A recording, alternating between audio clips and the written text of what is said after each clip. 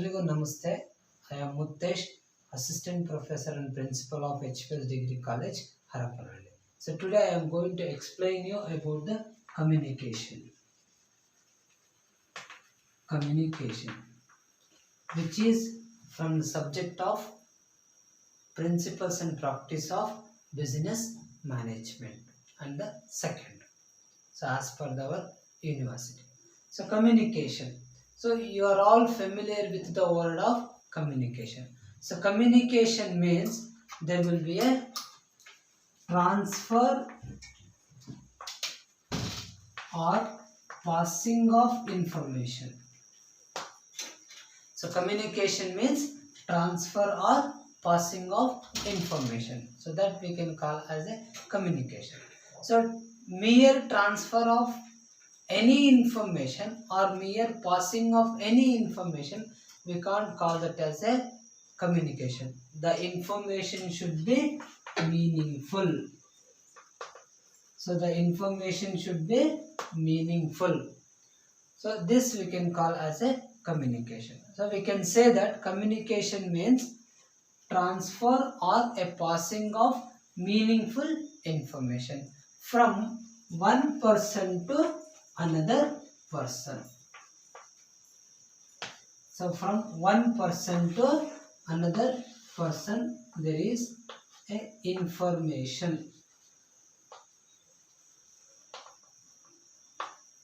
So anything whatever they want to convey or they want to transfer, so that we can call as a communication. So once again, communication means it is a transfer or the passing of meaningful information from one person to another person. So transfer of meaningful information from one person to another person, or passing of meaningful information from one person to another person. So this we can call as a communication. So in case of communication, there will be a minimum, there should be a two persons. So minimum there should be a two persons. One person is sender and the another person is a receiver. So minimum in a communication, there will be a existence or the need of two persons. One person is sender and another person is receiver. Sender will send the information. As I told earlier, meaningful information. Now with the communication alli ಏನು ಅನ್ಕೋಬೇಕು, information should be the meaningful. If it is not a meaningful information, means we never consider that as a communication. Clear? So now whenever I write as a information which implies that it should be the meaningful one. So there is a sender and the receiver. Sender will send the information to the receiver. Okay, so this is the meaning of communication. And the next is, we can know directly, we can go to the some of the characteristics of a good communication. So characteristics of good communication, or we can call as a effective communication. So effective communication. So some of the communication which possess certain nature, the communication which possess certain characteristics, those type of communication can be considered as a good communication or the effective communication. So those are all. First one is, so as I already told in the meaning, so communication should be meaningful. So communication should be meaningful. Always whatever information or whatever the message they want to convey or they want to transfer, that should be the meaningful one. So this is the first characteristic.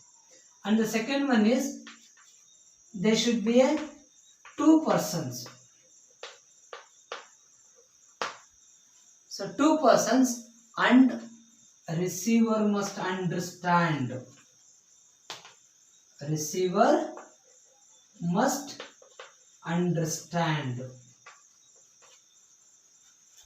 So for example ಈಗ ಏನಂತಂದ್ರೆ I am explaining you about the communication. ನಾನು ನಿಮಗೆ communication ಅನ್ನ explain ಮಾಡ್ತಾ ಇದ್ದೀನಿ. ನಾನು explain ಮಾಡೋದು ನಿಮಗೆ ಏನಾದರೂ ಅರ್ಥ ಆಯಿತು ಅಂದರೆ that we can call as A effective communication. ನಾನು ಹೇಳೋದು ನಿಮಗೇನು ಅರ್ಥನೇ ಆಗ್ತಿಲ್ಲ, ನಾನು ಸುಮ್ಮನೆ ಹೇಳ್ತಾ ಇದ್ದೀನಿ, ನಿಮಗೆ ಅದು ರೀಚ್ ಆಗ್ತಿಲ್ಲ ಅಂದರೆ that will not be considered as a effective communication. Another characteristics are the nature of good effective communication means the receiver should understand the information or should understand the message. So this is another one. And the next is sender should have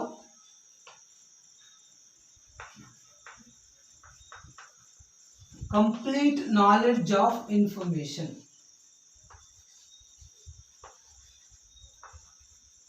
message ಅಂತ ಬರೆದ್ಬಿಡ್ತೀನಿ ಜಾಗದಲ್ಲಿ.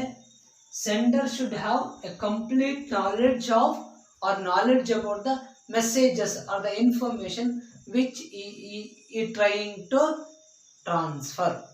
ಅಂದರೆ so ಇನ್ಫಾರ್ಮೇಶನನ್ನು so ಅವ್ರು transfer ಮಾಡ್ಬೇಕಾದ್ರೆ he should have a clarity regarding that. So first ಸೆಂಡರ್ಗೆ clarity ಇರಬೇಕು. So ಏನು ಅವರು is trying to convey, so ಅದನ್ನು so we can call as another characteristics of effective communication. So ಇದು one. And the next one is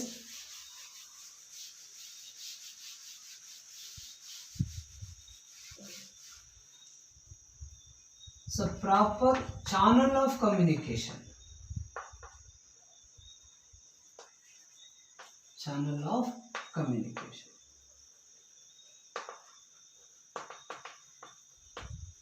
So proper channel of communication. ಈಗ ನಮಗೆ channel of communication ಅಂತಂದರೆ so as much as short the communication channel should B.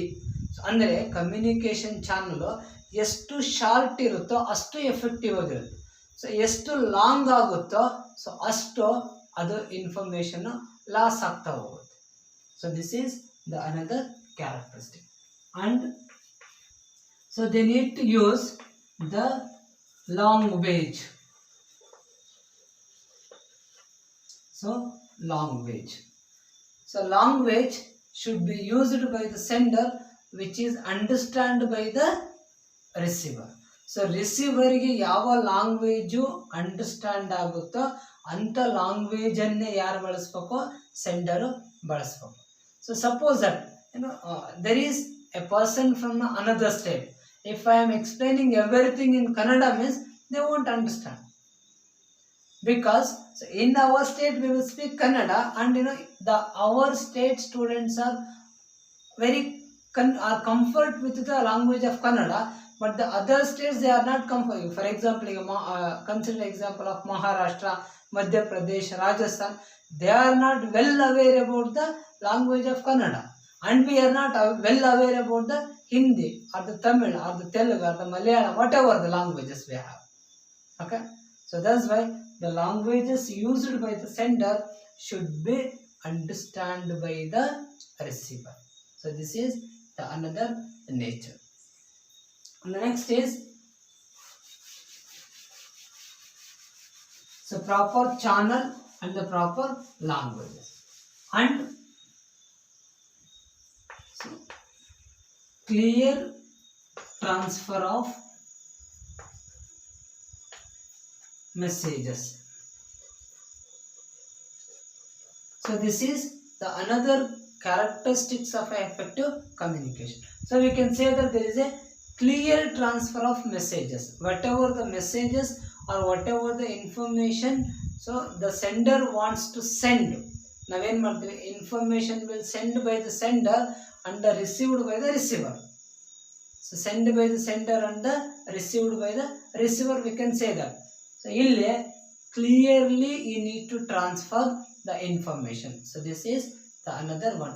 And also earlier I told you should have a clarity regarding the information which he is transforming, so which he is trying to convey or which he is sending. Okay. And also he should not retain any information with him. Retain any information. So he should not, ಇದನ್ನ ಮಾಡಬಾರ್ದು. He should not retain any information. ಈಗ for example, assume that the manager explained the supervisor to convey some messages to the team leader. So ಇಲ್ಲಿ manager, supervisor, team leader, ಒಂದು example ತಗೊಂಡ್ರೆ, so manager he conveyed some information to convey to the team leader. So manager ಏನು ಇವ್ರಿಗೆ ಹೇಳಿದಾರೋ entire thing ಅನ್ನು ಇವರು transfer ಮಾಡಬೇಕು. He should not suppose to hide any information. So ಅವ್ರು ಹೇಳಿರೋದ್ರಲ್ಲಿ ಒಂದು 70% 80% ಹೇಳಿ ಬಿಟ್ರು ಅಂತ ಹೇಳಿದ್ರೆ ಅದು ಏನದು ಕಂಪ್ಲೀಟ್ ಕಮ್ಯುನಿಕೇಶನ್ ಆಗೋದಿಲ್ಲ. ಅದನ್ನೇ ಇಲ್ಲಿ ಹೇಳ್ತಿರೋದು, he should not suppose to retain any information with him.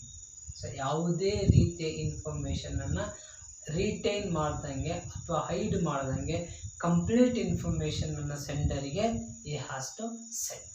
So these are all the characteristics of effective communication.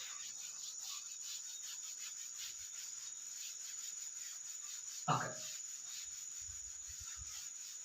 So after the characteristics of the effective communication, I told you in the communication there will be receiver, there will be sender and the receiver. ನಾನು ಹೇಳಿದೆ sender ಇರ್ತಾರೆ, receiver ಇರ್ತಾರೆ. So sender ಇಂದ ರಿಸೀವರ್ಗೆ information ಹೋಗುತ್ತೆ, receiver ಇಂದ ಸೆಂಡರ್ಗೆ response ಬರ್ತದೆ. ಇದು information, ಇದು ರೆಸ್ಪಾನ್ಸ್. ಸೊ ಸೆಂಡರ್ ಇಂದ ಇನ್ಫಾರ್ಮೇಶನ್ ಹೋಗುತ್ತೆ, ರಿಸೀವರ್ ಇಂದ ರೆಸ್ಪಾನ್ಸ್ ಬರುತ್ತೆ. So response how is going to understand, he will give the response. So ಚೆನ್ನಾಗಿ ಅರ್ಥ ಮಾಡ್ಕೊಂಡಿದ್ರು ಅಂತ ಹೇಳಿದ್ರೆ ಪಾಸಿಟಿವ್ ರೆಸ್ಪಾನ್ಸ್ ಇರ್ತದೆ. ಇವ್ರ ಕೈ ಅರ್ಥ ಮಾಡ್ಕೊಳಕ್ ಆಗಲಿಲ್ಲ ಅಂತಂದ್ರೆ ನೆಗೆಟಿವ್ ರೆಸ್ಪಾನ್ಸ್ ಇರ್ತದೆ. ಸೊ ಪಾಸಿಟಿವ್ ರೆಸ್ಪಾನ್ಸ್ ಇತ್ತು ಅಂತ ಹೇಳಿದ್ರೆ ಎಫೆಕ್ಟಿವ್ ಕಮ್ಯುನಿಕೇಶನ್ ಆಗಿರುತ್ತೆ. ಸೊ ನೆಗೆಟಿವ್ ರೆಸ್ಪಾನ್ಸ್ ಇತ್ತು ಅಂತ ಹೇಳಿದ್ರೆ ಸೊ ಇನ್ಎಫೆಕ್ಟಿವ್ ಅಂದರೆ which will not be the effective communication. So ಇಷ್ಟು ಇಲ್ಲಿ ಆಗಿದೆ.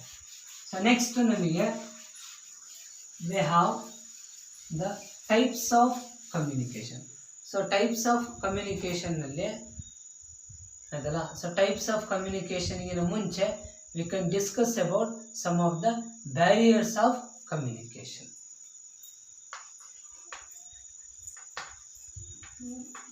Barriers of communication.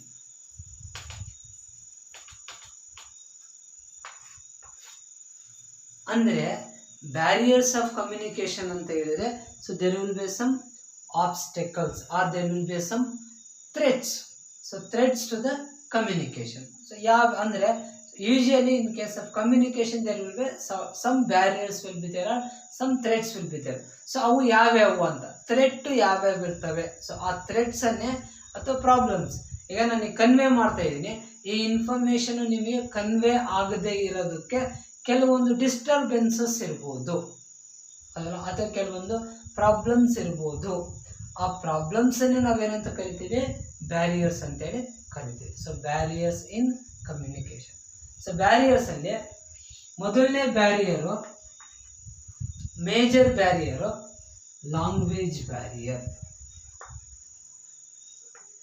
So language barrier. So ಏನಂದ್ರೆ the sender and the receiver. ಇಲ್ಲಿ ಸೆಂಡರ್ ಇರ್ತಾರೆ, ರಿಸೀವರ್ ಇರ್ತಾರೆ. Sender receiver they should know the one common language. So they should know one common language. So then only communication will be good. So this will be the major barrier. So as you know, in some cases, so just earlier I told the example. So in our state, the Kannada is comfortable language. in Maharashtra, Marathi is the comfortable language, and in case of Kerala, the Malayalam is a comfortable language. In case of Tamil Nadu, so Tamil is a comfortable language. So in case of Andhra Pradesh, Telugu is a comfortable language. So in case of Rajasthan, the Hindi will be the comfortable language. In case of Madhya Pradesh, the Hindi will be the comfortable language. In case of Punjab, Punjabi will be the comfortable language. So ಇಲ್ಲಿ ಏನಾಗುತ್ತೆ ಅಂದರೆ as I told the different examples, ಬೇರೆ ಬೇರೆ ಸ್ಟೇಟಲ್ಲಿ ಬೇರೆ ಬೇರೆ language comfortable language ಅಂತ ನಾನು ಹೇಳಿದ್ದೀನಿ. ಇಲ್ಲಿ ನಮಗೆ ಸೆಂಡರು ಮತ್ತು ರಿಸೀವರು ಒಂದು ಕಾಮನ್ ಲ್ಯಾಂಗ್ವೇಜನ್ನು ಫಾಲೋ ಮಾಡಬೇಕು.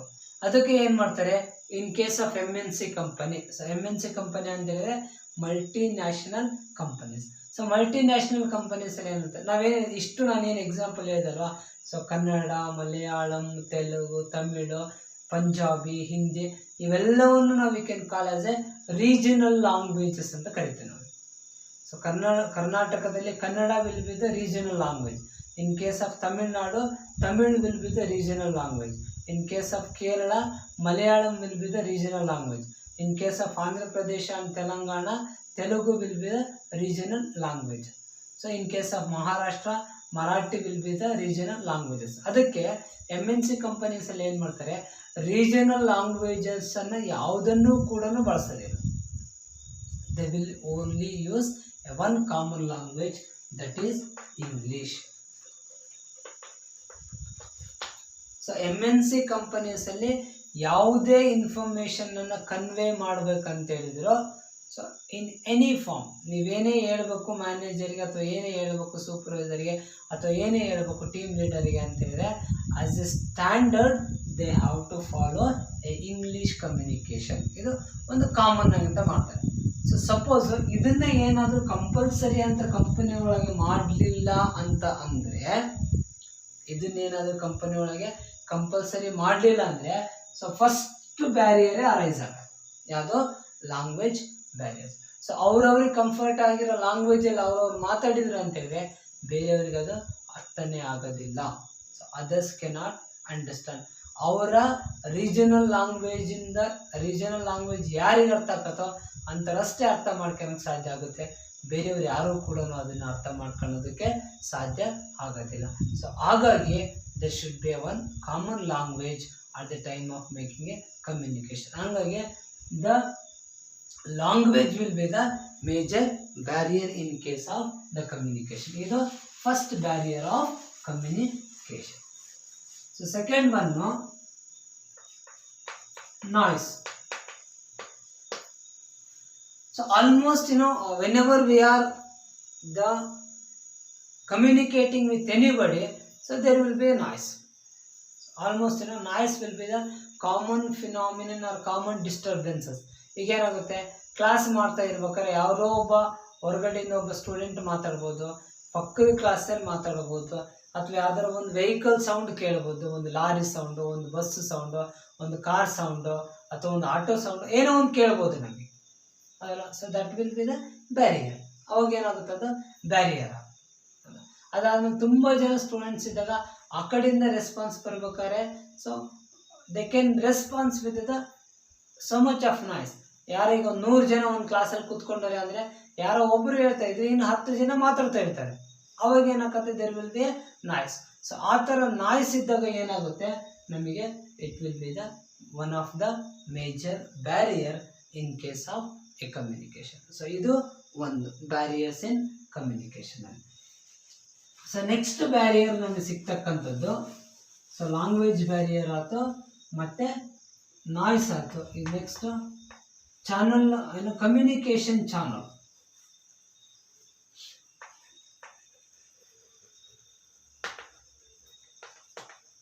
Communication channel. So communication channel ನಾನು ಹೇಳಿದೆ, ಆದಷ್ಟು ಚಾನಲ್ ಚಿಕ್ಕದಿರ್ಬೋದು. ಈಗ ನೀವು A ಪರ್ಸನ್ ಇರ್ತಾರೆ, B ಪರ್ಸನ್ ಇರ್ತಾರೆ, C ಪರ್ಸನ್ ಇರ್ತಾರೆ, D ಪರ್ಸನ್ ಇರ್ತಾರೆ, ಆಯ್ತಾ? ಸೊ A ಇಂದ B ಹೋಗ್ಬೇಕು, B ಇಂದ C ಹೋಗ್ಬೇಕು, C ಇಂದ D ಹೋಗ್ಬೇಕು. ಸೊ ನಾನು ಇನ್ case of the offline class there is a one activity I used to conduct.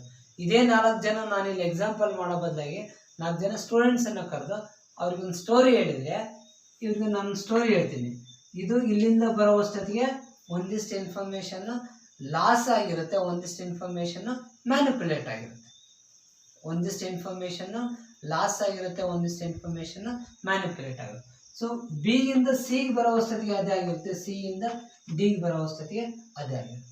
ಈಗ ನೋಡ್ರಿ, ಎ ಇಂದ ಬಿಗೆ ಬರ್ಬೇಕಾದ್ರೆ ಅದು ಸಮ್ವಾಟ್ ಗುಡ್, ಸ್ವಲ್ಪ ಇನ್ಫಾರ್ಮೇಷನ್ ಇತ್ತು. ಬಿಯಿಂದ ಸಿಗೆ ಬರ್ಬೇಕಾದ್ರೆ ಏನಾಯ್ತು, ಒಂದು ಜಾಸ್ತಿ ಇನ್ಫಾರ್ಮೇಷನ್ ಲಾಸ್ ಆಯ್ತು. ಸಿಯಿಂದ ಡಿಗೆ ಬರ್ಬೇಕಾದ್ರೆ ಏನಾಯ್ತು, ಇನ್ನೂ ಲಾಸ್ ಆಗೋದು. ಸೊ ಅಲ್ಲಿಗೆ ಏನಾಗತ್ತೆ, ಚಾನಲ್ ಆಫ್ ಕಮ್ಯುನಿಕೇಶನ್ನು ಜಾಸ್ತಿ ಆದಷ್ಟು ಲಾಸ್ ಆಫ್ ಇನ್ಫಾರ್ಮೇಷನ್ನು ಜಾಸ್ತಿ ಆಗುತ್ತೆ. ಅಂದರೆ ಚಾನಲ್ ಆಫ್ ಕಮ್ಯುನಿಕೇಶನ್ ಜಾಸ್ತಿ ಆದಷ್ಟು ಎಫೆಕ್ಟಿವ್ನೆಸ್ ಆಫ್ ಕಮ್ಯುನಿಕೇಶನ್ ಕಡಿಮೆ ಆಗುತ್ತೆ. ಸೊ ಎಫೆಕ್ಟಿವ್ನೆಸ್ ಆಫ್ ಕಮ್ಯುನಿಕೇಶನ್ ಕಡಿಮೆ ಆಗುತ್ತೆ. ಇದು ಒಂದು ಬ್ಯಾರಿಯರ್. ಸೊ ನೆಕ್ಸ್ಟ್ ಬ್ಯಾರಿಯರ್ ಏನಾಗಿರ್ಬೋದು ಅಂತ ಹೇಳಿದ್ರೆ, ಸೊ ಬ್ಯಾರಿಯರ್ಸ್ ಇನ್ ಕಮ್ಯುನಿಕೇಶನ್ ನಲ್ಲಿ poor attention of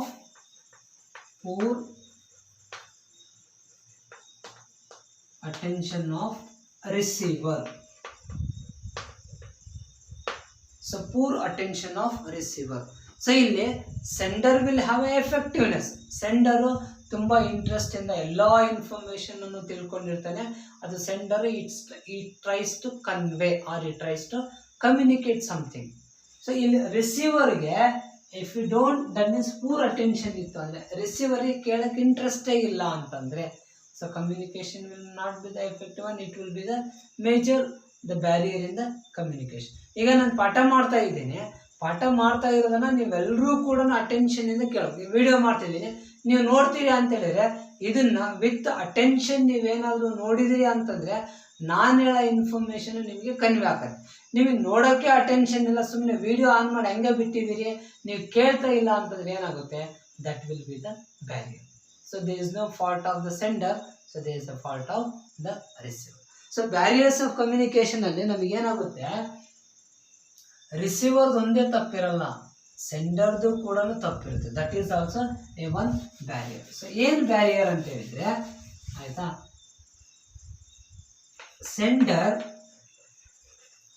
sender does not have clarity. ಈಗ ನಾನು ಏನು ಹೇಳಿದೆ, ಸೆಂಡರು ಕ್ಲಾರಿಟಿ ತಗೊಂಡಿರಬೇಕು. He should have a clarity at the time of conveying the information or conveying the messages or sending the information. So information ಅನ್ನು send ಮಾಡ್ಬೇಕಾದ್ರೆ ಅಥವಾ ಬೇರೆಯವ್ರಿಗೆ ಹೇಳ್ಬೇಕಾದ್ರೆ, so you should get the clarity. ಅವರಿಗೆ ಕ್ಲಾರಿಟಿ ಇರಬೇಕು, ನಾನೇನು ಹೇಳ್ಬೇಕು ಅನ್ನೋದನ್ನು ಕ್ಲಿಯರಾಗಿ ಮೊದಲು ಸೆಂಡರು ಅರ್ಥ ಮಾಡ್ಕೊಂಡಿರ್ಬೇಕು. ಮೊದಲು ಸೆಂಡರ್ ಅರ್ಥ ಮಾಡ್ಕೊಂಡಿದ್ರು ಅಂತ ಹೇಳಿದ್ರೆ, ಸೊ ನೆಕ್ಸ್ಟ್ ಆಟೋಮೆಟಿಕಲಿ ಅವ್ರು ತುಂಬ ಚೆನ್ನಾಗಿ ಕನ್ವೆ ಮಾಡ್ಬೋದು ಅಥವಾ ತುಂಬ ಚೆನ್ನಾಗಿ ಹೇಳ್ಬೋದು. ಸೊ ಇಲ್ಲ ಅಂತಂದರೆ it is not possible. So this is the another barrier. So next sender ಕಡೆಯಿಂದನೇ ಇರ್ತದೆ, sender may have the poor interest.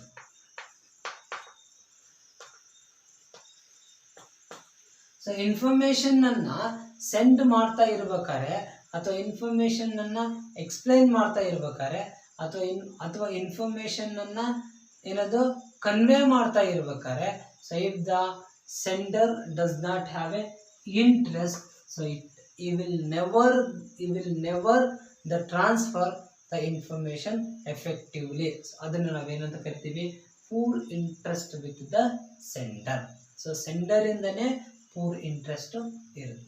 So this is the another barriers of communication or barriers in the communication. So next barrier ನಮಗೇನಂತಂದ್ರೆ, so there is no any limit for the barriers. So ಬ್ಯಾರಿಯರ್ಸಿಗೆ ಇಷ್ಟೇ limit ಅಂತೇಳಿ ಇಲ್ಲ, ನಾವು ಎಷ್ಟು ಬೇಕಾದರೂ ಹೇಳ್ಕೊಂತ ಹೋಗ್ಬೋದು. So ಎಷ್ಟು ಬೇಕಾದರೂ ಆ್ಯಡ್ ಮಾಡ್ಕೊಂತ ಹೋಗ್ಬೋದು ಅಲ್ವಾ. ಸೊ ಎಷ್ಟು ಬ್ಯಾರಿಯರ್ಸನ್ನು ಬೇಕಾದರೂ ನಾವು ಆ್ಯಡ್ ಮಾಡ್ಕೊಂತ ಹೋಗ್ಬೋದು. So next, if there is no any meaningful information, not a meaningful information.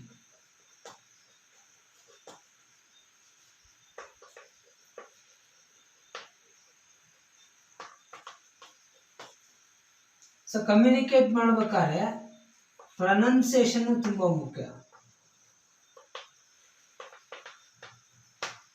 So ಇಲ್ಲಿ not a meaningful information. So ನಾನೇನು ಹೇಳಿದೆ, transfer of meaningful information from one person to another person we can call as a communication ಅಂತ ಹೇಳಿದೆ ನಾನು. ಅದೇನಾದರೂ ಮೀನಿಂಗ್ಫುಲ್ ಇನ್ಫಾರ್ಮೇಶನ್ ಆಗಿಲ್ಲ ಅಂತ ಅಂದರೆ that will be the threat to the communication, ಅಥವಾ ಏನಂತ ಹೇಳ್ಬೋದು, ಬ್ಯಾರಿಯರ್ಸ್ ಟು ದ ಕಮ್ಯುನಿಕೇಶನ್ ಅಂತೇಳಿ ಹೇಳ್ಬೋದು.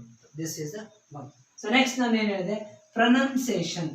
ಈಗ ನಾನು ಪ್ರೊನೌನ್ಸ್ ಮಾಡ್ತೀನಿ, ವರ್ಡನ್ನು ಕಂಪ್ಲೀಟ್ ಪ್ರೊನೌನ್ಸ್ ಮಾಡಬೇಕು.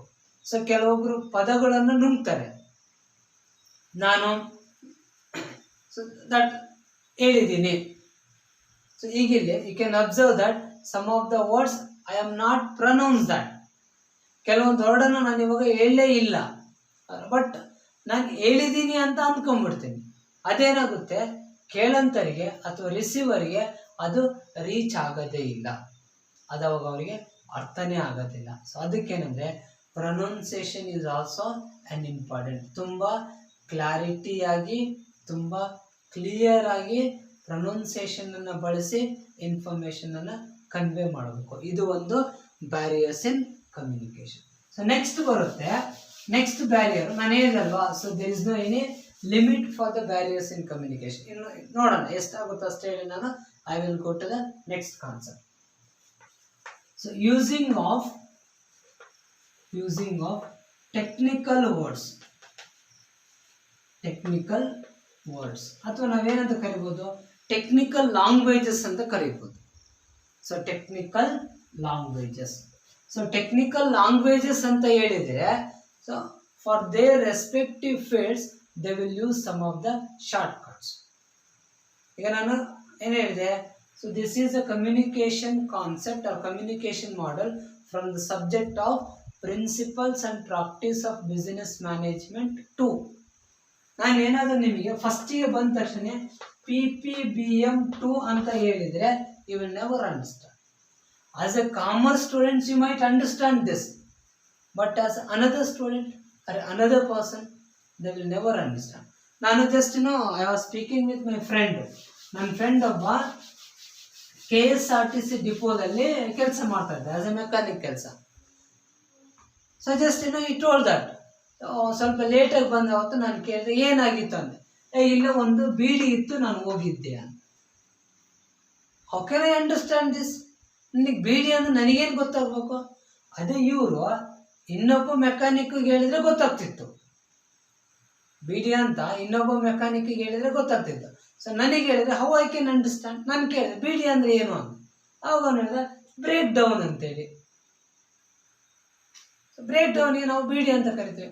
ಅಂದರೆ ಯಾವ್ದಾದ್ರು ಒಂದು ಬಸ್ ಟೈರ್ ಪಂಚರ್ ಆತಂದರೆ TP ಅಂತ ಕರಿತೀರ ಅಂತ. ಹ್ಞೂ ಅಂತಂದ್ರು. ಹೌದು, ನಾವು ಹಂಗೆ TP ಅಂತಲೇ ಕರಿತೀವಿ, ಬೀಡಿ ಅಂತಲೇ ಕರಿತೀವಿ. ಸೊ ಅಂದರೆ ಈ ಥರ ವರ್ಡ್ಸನ್ನು ಬಳಸಿದ್ರೆ ನಾವೇನಂತ ಕರಿತೀವಿ, ಟೆಕ್ನಿಕಲ್ ಲ್ಯಾಂಗ್ವೇಜ್ ಅಂತೇಳಿ ಕರಿತೀವಿ.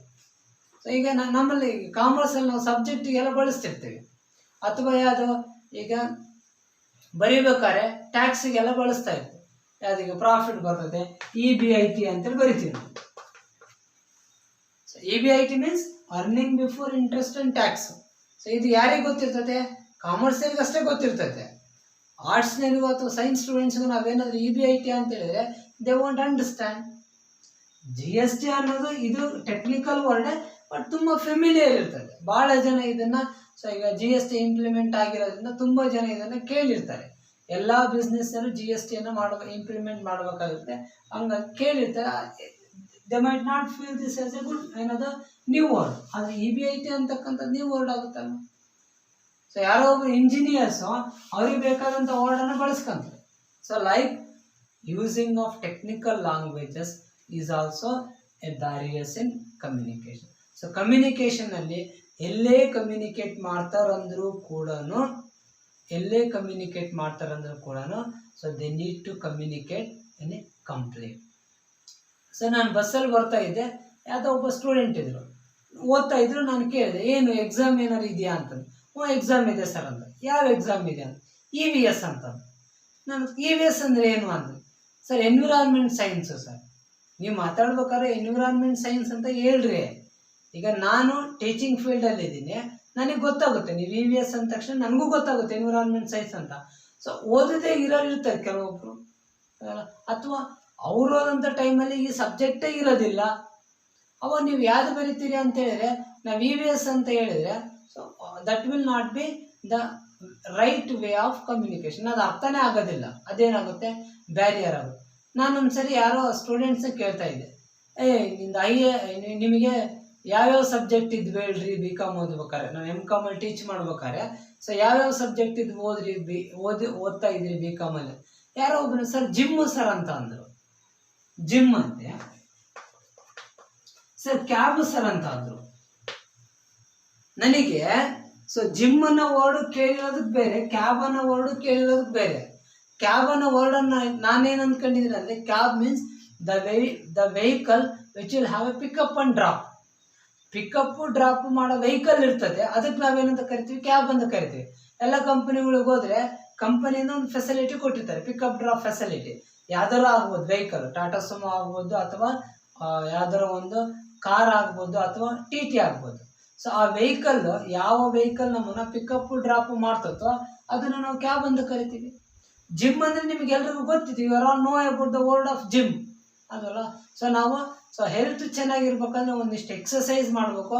ಎಕ್ಸಸೈಸ್ ಮಾಡ್ಬೇಕು ಅಂತೇಳಿ ಒಂದಿಷ್ಟು ಇನ್ಸ್ಟ್ರೂಮೆಂಟ್ಸ್ ಬೇಕು. ನಾವೇ ಆ ಎಲ್ಲ ಇನ್ಸ್ಟ್ರೂಮೆಂಟ್ಸನ್ನು ತರೋಕ್ಕಾಗಲ್ಲ. ಅದಕ್ಕೋಸ್ಕರ ಆ ಇನ್ಸ್ಟ್ರೂಮೆಂಟ್ಸ್ ಅವೈಲೇಬಲ್ ಇರೋ ಜಾಗಕ್ಕೆ ಹೋಗ್ತೀವಿ. ಆ ಅವೈಲೇಬಲ್ ಇರೋ ಜಾಗನೇ ನಾವೇನಂತ ಕರಿತೀವಿ, ಜಿಮ್ ಅಂತ ಕರಿತೀವಿ. ಸ್ಪೆಲ್ಲಿಂಗ್ ಬೇರೆದಿರ್ಬೋದು.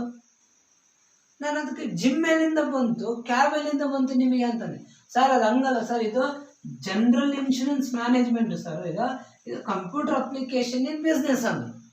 ಹಂಗೆ ಹೇಳ್ರಿ ಫಸ್ಟ್ ನೀವು ಅಂತಂದೆ. ನಾನು ಕ್ಲೀನಾಗಿ ಹೇಳ್ರಿ, ಕಂಪ್ಯೂಟರ್ ಅಪ್ಲಿಕೇಶನ್ ಇನ್ ಬಿಸ್ನೆಸ್ ಅಂತ ಹೇಳ್ರಿ, ಮತ್ತೆ ಜನರಲ್ ಇನ್ಶೂರೆನ್ಸ್ ಮ್ಯಾನೇಜ್ಮೆಂಟ್ ಅಂತ ಹೇಳ್ರಿ ಓದಿರೋದನ್ನ. ಅದೇನದು ಜಿಮ್ಮು ಕ್ಯಾಬು ಅಂತ ಬಳಸೋದು ಅಂತ ಹೇಳ್ತಿದ್ದೆ ನಾನು. ಅಂದರೆ so these kind of words V can call as A technical words. So using of technical words is also a barriers in communication. So these are all some of the barriers in communication. So ಇವಿಷ್ಟು barriers in communication ಆಗಿರ್ತವೆ. So next ನಮಗೆ so communication ಅಲ್ಲಿ ನಮಗೆ so types of communication so ನೋಡೋಣ. Return, ಓರಲ್ಲು, ಮತ್ತೆ ಗೆಸ್ಚರು ಅಥವಾ action, ಈ ಥರ ಕಮ್ಯುನಿಕೇಷನ್ಸ್ ಇರುತ್ತೆ ಅಲ್ಲ. ಸೊ ನಮ್ಮ ಮ್ಯಾನೇಜ್ಮೆಂಟಿಗೆ ಅಂತ ಬಂದಾಗ ಫಸ್ಟ್ ಏನಂದರೆ ಡೌನ್ವರ್ಡ್ ಕಮ್ಯುನಿಕೇಷನ್ನು, ಅದಾದಮೇಲೆ ಅಪ್ವರ್ಡ್ ಕಮ್ಯುನಿಕೇಷನ್. ಡೌನ್ವರ್ಡ್ ಕಮ್ಯುನಿಕೇಷನ್ ಮತ್ತು ಅಪ್ವರ್ಡ್ ಕಮ್ಯುನಿಕೇಷನ್. ಸೊ ಇದು ಡೌನ್ವರ್ಡು, ಇದು ಅಪ್ವರ್ಡ್.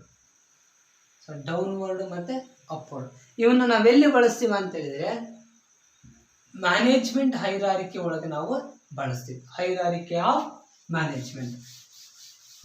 ಈಗ ಉದಾಹರಣೆಗೆ I will write one hierarchy. ಏನು, there will be a manager. Full ಬರೆಯಲ್ಲ, ಹಿಂಗೆ ಬರೀತೀನಿ. There will be a manager. Under the manager the supervisor will work. Under the supervisor the team leader will work. Under the team leader the team member will work. This is a one hierarchy. ಈಗ there will be a flow of information. ಏನು, manager, supervisor, team leader ಮತ್ತೆ team member. Information, so if there is a flow of information from manager to the supervisor, supervisor to the team leader, team leader to the team member, ಇದನ್ನು ನಾವೇನಂತ ಕರಿತೀವಿ, downward communication ಅಂತ ಕರಿತೀವಿ. So downward communication. So same thing ಇಲ್ಲೇನಿರುತ್ತೆ, there will be opposite. ಏನು, team ಮೆಂಬರಿಂದ team ಲೀಡ್ರಿಗೆ communication ಇರುತ್ತೆ, ಟೀಮ್ ಲೀಡರಿಂದ ಸೂಪರ್ವೈಸರಿಗೆ ಕಮ್ಯುನಿಕೇಷನ್ ಇರುತ್ತೆ, ಸೂಪರ್ವೈಸರಿಂದ ಮ್ಯಾನೇಜರ್ಗೆ ಕಮ್ಯುನಿಕೇಷನ್ ಇರುತ್ತೆ.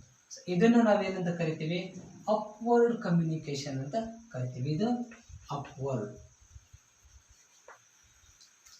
ಇದು ಡೌನ್ವರ್ಡ್ ಕಮ್ಯುನಿಕೇಷನ್, ಇದು upward communication. So downward communication ಅಂದರೆ flow of communication from top level to bottom level. Flow of communication from top level to bottom level. ಇದು ಟಾಪ್ ಲೆವೆಲ್, ಇದು bottom level. So flow of information from top level to bottom level we can call as a downward communication. Flow of communication, so flow of communication from downward, that means bottom to top. So bottom in the top ಗೆ information flow ಆದರೆ ಅದು upward communication, top in the bottom ಗೆ information flow ಆದರೆ ಅದು downward communication. ಈಗೇನಂದ್ರೆ just ಒಂದು ಸಣ್ಣ clarification I will give you. What are all the contents of downward communication and the upward communication? ಅಂದ್ರೆ downward communication ನಲ್ಲಿ ಏನೇನಿರುತ್ತೆ, ಅಪ್ವರ್ಡ್ ಕಮ್ಯುನಿಕೇಶನ್ ನಲ್ಲಿ ಏನೇನಿರುತ್ತೆ ಅಂತೇಳಿ I will explain you.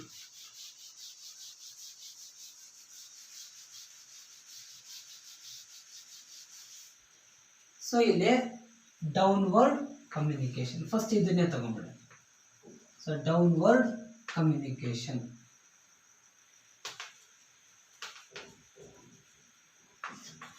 So downward communication ಅಲ್ಲಿ already I told you flow of information from top level to bottom level. Top level ಇಂದ bottom level ಗೆ ಬರೋದು ಏನಾಗಿರುತ್ತೆ, downward communication ಆಗುತ್ತೆ. So downward ಫಸ್ಟ್ ಏನಿರುತ್ತೆ, ಆರ್ಡರ್ಸು. ಮ್ಯಾನೇಜರ್ ಇಂದ supervisor ಇಂದ ಏನೇ ಆರ್ಡರ್ ಇದ್ರೂ ಕೂಡ ಅದೆಲ್ಲಿಂದ ಬರುತ್ತೆ, ಟಾಪ್ ಇಂದ ಬಾಟಮ್ಗೆ ಬರುತ್ತೆ. Next guidelines. So orders, guidelines, responsibilities. ಅಂದರೆ ನಿಮ್ಮ ರೆಸ್ಪಾನ್ಸಿಬಿಲಿಟೀಸ್ ಏನೇನು ಅಂತ ಹೇಳೋದಕ್ಕೆ ಅದು ಡೌನ್ವರ್ಡ್ ಕಮ್ಯುನಿಕೇಷನ್ ಇರುತ್ತೆ. ಮತ್ತು ಇವರ ರೋಲ್ಸನ್ನು ಹೇಳೋದಕ್ಕೆ ಇರುತ್ತೆ. ಇವರ ರೋಲ್ಸ್ ಏನು, ರೆಸ್ಪಾನ್ಸಿಬಿಲಿಟೀಸ್ ಏನು, ಅವ್ರಿಗೆ ಸಿಗ್ತಕ್ಕಂಥ ಗೈಡ್ಲೈನ್ಸು, ಅವ್ರಿಗೆ ಸಿಗ್ತಕ್ಕಂಥ ಆರ್ಡರ್ಸು, ಇವ್ರಿಗೆ ಸಿಗ್ತಕ್ಕಂಥ ಅವಾರ್ಡ್ಸು ಅಥವಾ ಇವ್ರಿಗೆ ಸಿಗ್ತಕ್ಕಂಥ ರೆಕಗ್ನಿಷನ್ನು. ಸೊ ಇವ್ರಿಗೆ ಸಿಗ್ತಕ್ಕಂಥ ಅವಾರ್ಡ್ಸು, ರೆಕಗ್ನಿಷನ್ನು, ಅಪ್ರಿಸಿಯೇಷನ್ನು, ಆಮೇಲೆ ಅಪ್ರಿಸಿಯೇಷನ್ನು. ಸೊ ನಮಗೆ ಆರ್ಡರ್ಸಲ್ಲಿ ಪ್ರಮೋಷನ್ ಆರ್ಡರ್ ಇರ್ಬೋದು, ಟ್ರಾನ್ಸ್ಫರ್ ಆರ್ಡರ್ಸ್ ಇರ್ಬೋದು, ಅದಲ್ವಾ. ಇನ್ ಕೇಸ್ ಏನಂದರೆ ಡಿಮೋಷನ್ಸ್ ಇರ್ಬೋದು, ಅಥವಾ ಸ್ಯಾಲ್ರಿ ಬಗ್ಗೆ ಇರ್ಬೋದು, ಅಥವಾ ಸ್ಯಾಲ್ರಿ ಹೈಕ್ ಬಗ್ಗೆ ಇರ್ಬೋದು. ಸೊ ಇವೆಲ್ಲವೂ ಕೂಡ ಎಲ್ಲಿರ್ತವೆ, ಡೌನ್ವರ್ಡ್ ಕಮ್ಯುನಿಕೇಷನಲ್ಲಿ ಇರ್ತವೆ. ಈಗ ಸ್ಯಾಲ್ರಿ ಹೈಕನ್ನು ಎಕ್ಸ್ಪೆಕ್ಟ್ ಮಾಡ್ತಿರ್ತಾರೆ, ಅಥವಾ ಬೋನಸ್ ಕೊಡ್ತಾ ಇದ್ದೀವಿ ಅಂತೇಳಿ ಹೇಳ್ತಾರೆ. So these are all the contents involved or included in the downward communication. So ಆರ್ಡರ್ಸಲ್ಲಿ ನಾವು ಇವೆಲ್ಲವನ್ನು ಸೇರಿಸ್ಕೋಬೋದು,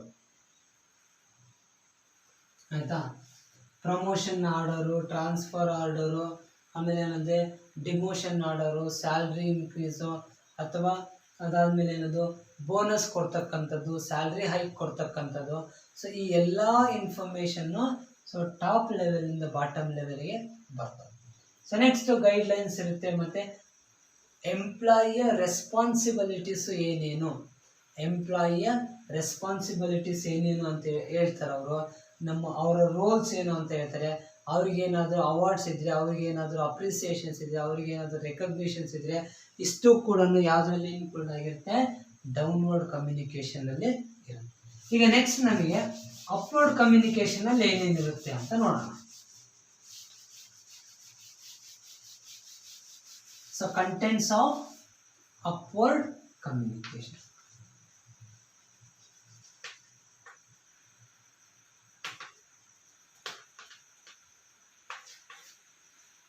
ಸೊ ಅಪ್ವರ್ಡ್ ಕಮ್ಯುನಿಕೇಷನ್ಸ್ ಅಲ್ಲಿ ಫಸ್ಟ್ ನಮಗೆ ಗ್ರೀವಿಯನ್ಸಸ್ ಅಂದರೆ ನಾವು ಕನ್ನಡದಲ್ಲಿ ಅದನ್ನು ಕುಂದುಕೊರತೆಗಳು ಅಂತೇಳಿ ಕರಿತೀವಿ. ಸೊ ಎಂಪ್ಲಾಯಿಗೆ ಯಾವುದಾದ್ರೂ ಕುಂದುಕೊರತೆಗಳು ಅಥವಾ ಸಮಸ್ಯೆಗಳು ಅಥವಾ ಪ್ರಾಬ್ಲಮ್ಸ್ ಇತ್ತು ಅಂತ ಹೇಳಿದರೆ so they will give. So next suggestions. So suggestions as the lower level management, so they can give a suggestions regarding the improvement of anything. ಈಗ ಡಿಸಿಷನ್ಸ್ ತೊಗೊಳೋದಕ್ಕೆ ಒಂದು ಸಜೆಷನ್ಸ್ ಅನ್ನು ಕೊಡ್ಬೋದು. ಯಾವುದೋ ಒಂದು ಡಿಸಿಷನ್ ತೊಗೊಂಡಿರ್ತಾರೆ, ಮ್ಯಾನೇಜರ್ ಡಿಸಿಷನ್ ತೊಗೊಳ್ಳೋ ಸ್ಟೇಜಲ್ಲಿ ಇದ್ದಾರೆ ಅಂತಂದರೆ they can give the suggestions. ಅದಾದಮೇಲೆ ಯಾವುದೇ ಒಂದಕ್ಕೆ so they will give the suggestions. ಮತ್ತು ಮೇಜರಾಗಿ ಅಪ್ವರ್ಡ್ ಕಮ್ಯುನಿಕೇಷನಲ್ಲಿ ಏನಿರುತ್ತೆ, ಗ್ರೀವಿಯನ್ಸಸ್ಸೇ ಫಸ್ಟು. ಸೊ ಕುಂದು ಕೊರತೆಗಳೇ ಸೊ ಜಾಸ್ತಿ ಇರ್ತವೆ ಹೌದಲ್ಲ. ಸೊ ಅದಾದಮೇಲೆ ಅವ್ರಿಗೇನಾದರೂ ಪ್ರಾಬ್ಲಮ್ಸ್ ಇದ್ದರೆ, ಸೊ ಕುಂದು ಕೊರತೆಗಳಲ್ಲಿ ತುಂಬ ಇರ್ಬೋದು. ಅವ್ರಿಗೆ ಕೊಡ್ತಕ್ಕಂಥ ಫೆಸಿಲಿಟೀಸಲ್ಲಿ ಏನದು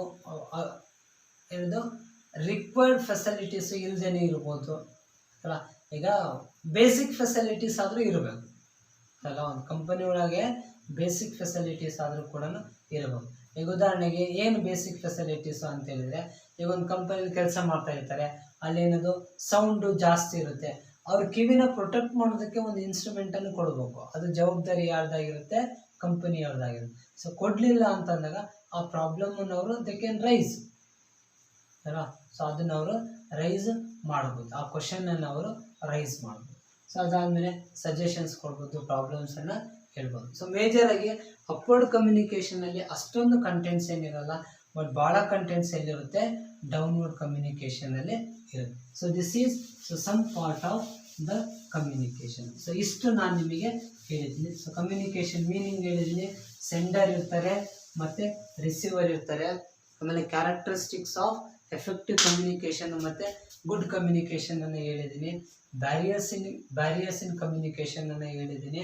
ಮತ್ತು ಡೌನ್ವರ್ಡ್ ಮತ್ತು ಅಪ್ವರ್ಡ್ ಕಮ್ಯುನಿಕೇಷನ್ ಮತ್ತು ಅದರ ಕಂಟೆಂಟ್ಸನ್ನು ಹೇಳಿದ್ದೀನಿ. So this is for the today's video. So thank you for watching my video. ನನ್ನ ವಿಡಿಯೋನ ಲೈಕ್ ಮಾಡಿರಿ, ಶೇರ್ ಮಾಡಿರಿ, ನನ್ನ ಚಾನಲನ್ನು ಸಬ್ಸ್ಕ್ರೈಬ್ ಮಾಡಿರಿ. ಸೊ ಕಮೆಂಟ್ಸನ್ನು ಮಾಡಿರಿ. You can give a suggestions. So thank you one and all for watching my video.